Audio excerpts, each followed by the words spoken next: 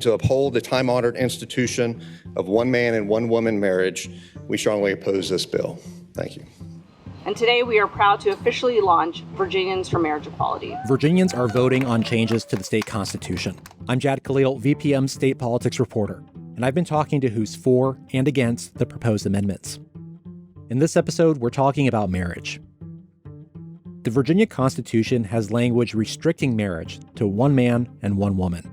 But a 2015 U.S. Supreme Court decision overrides the state constitution, allowing same-sex couples to marry.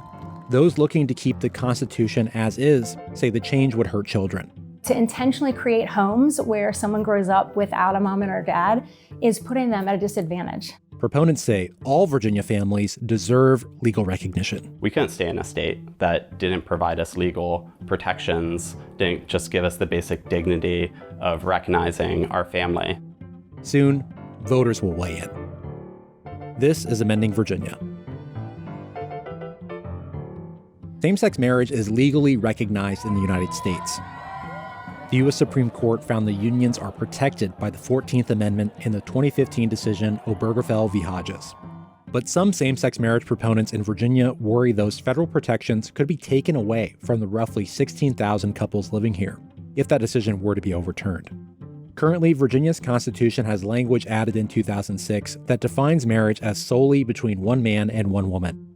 The newly proposed Right to Marry Amendment defines marriage as being between, quote, two adult persons, regardless of sex, gender, or race. Same-sex and interracial marriage are already legal at the federal level due to the U.S. Supreme Court. So why are Virginians considering this now? Caroline LeGros with the Virginia Museum of History and Culture explained why. Can you talk about how the Virginia Constitution talks about marriage and kind of where we are now? So in 2006, the Newman Amendment was passed that essentially dictated that marriage was only legal between one man and one woman. So that amendment passed with 57% of the vote, and it stood on the books for some time as a legally enforceable prohibition against same-sex marriage. But that isn't enforced, right? Because we have same-sex marriage in Virginia now. It's not something that can be legally enforced because it directly contradicts a legal precedent set by Obergefell v. Hodges. In that decision, the Supreme Court found that same-sex couples were entitled to the same legal protections as mixed-sex couples under the Constitution. The 2006 Constitutional Amendment is sort of a strange vestigial limb of a constitutional structure. It's not something that can be legally enforced, but it still stands in the Constitution. So it's sort of... So why is that important? Because it could come back into force, right? It could, and so that's part of why the 2026 amendment has been proposed by its proponents. It's an attempt to sort of clean up this messy legislative judicial circumstance where you have an existing amendment that conflicts with a constitutional ruling. So there's a court case on a different topic that actually has a lot of bearing on this too, and that's the Dobbs decision. Can you talk about that? So the Dobbs decision was about the legality, the constitutionality of the right to abortion.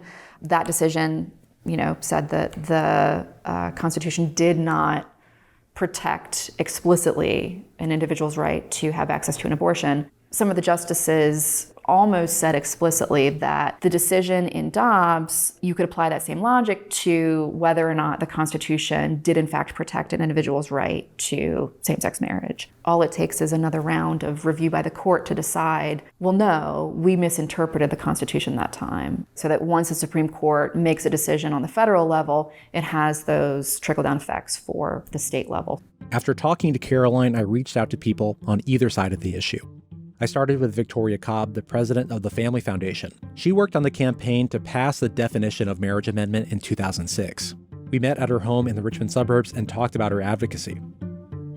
Yeah, we actually led the pro-marriage side in 2006, so the Yes campaign. That was around the time where there were efforts with things like civil unions and then ultimately folks that wanted to have same-sex marriage. And we took the position, as we still do, that kids deserve a mom and a dad whenever possible. And at that point, the majority of Virginia agreed with us, and we, won pretty resoundingly.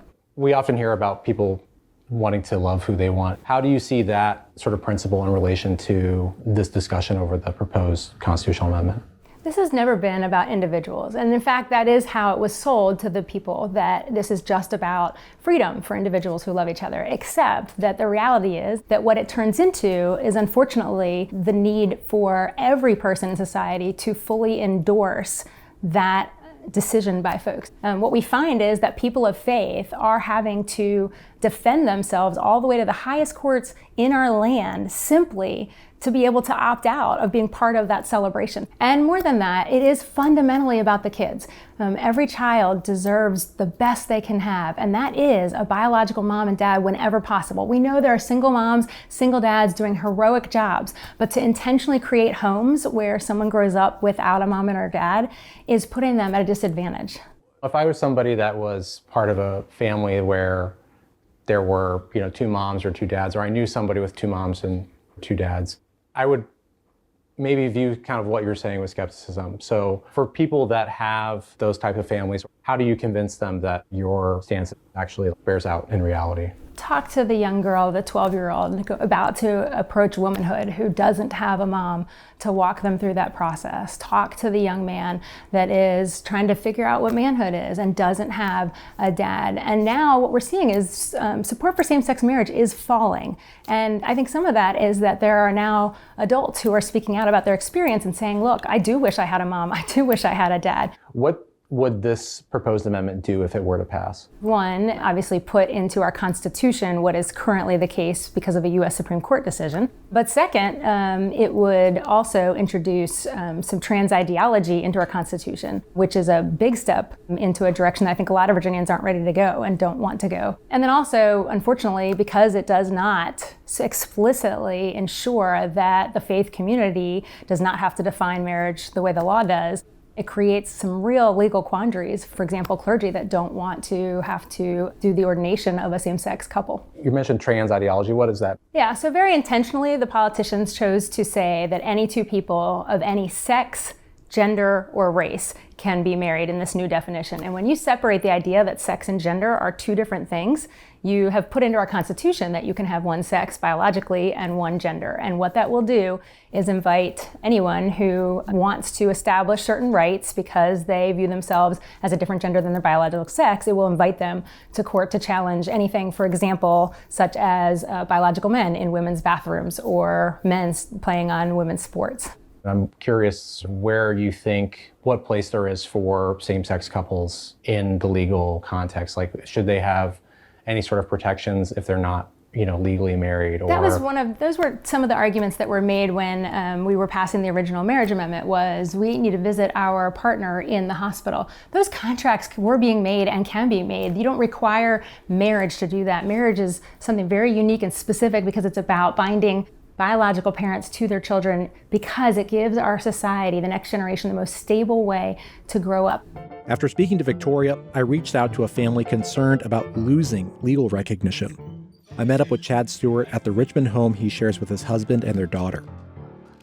I met my husband in college, so more than 15 years ago now, and we just started dating and married in 2015 and have lived in a few different places, but we've called Richmond home for just over a decade now. Actually, when we got engaged, we were living in Michigan.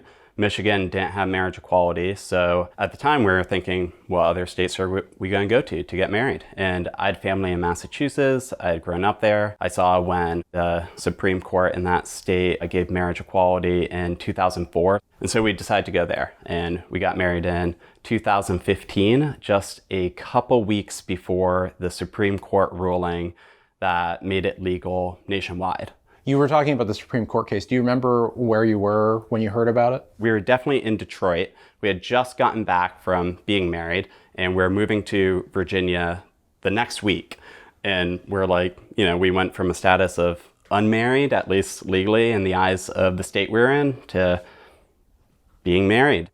How much did the Dobbs decision affect, any anxiety that you have about the possibility of this old language kind of coming back and forth? We knew that the constitutional language in our state constitution in Virginia prohibits same-sex marriage. And so if that were to become de facto in this state, we decided amongst ourselves, with a child, we couldn't stay in a state that didn't provide us legal protections didn't just give us the basic dignity of recognizing our family. So some worry, some pre-planning, but we're hopeful that this amendment will pass and there will be that added layer of protection. So in terms of this amendment that's being proposed, how would its passage affect your marriage? It's really this cloud of uncertainty as to whether or not our marriage would be respected in this state were things to change at the federal level. I think with the current configuration of the Supreme Court, there's a lot of worry out there in the LGBT plus community that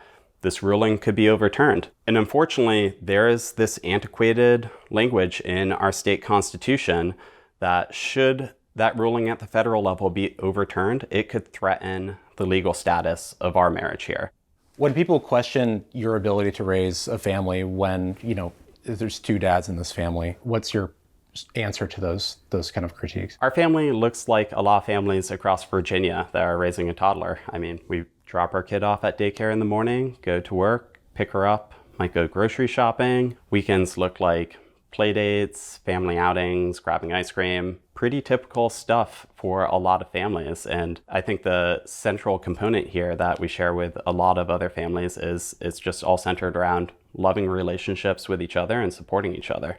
Some of the opponents of this amendment have talked about the sanctity of marriage, and they're worried that if this amendment passes, it could even kind of further change the way that marriage has been practiced. What do you say to folks that say that? I would say we've had marriage equality in this country for more than a decade now, and the sky hasn't fallen.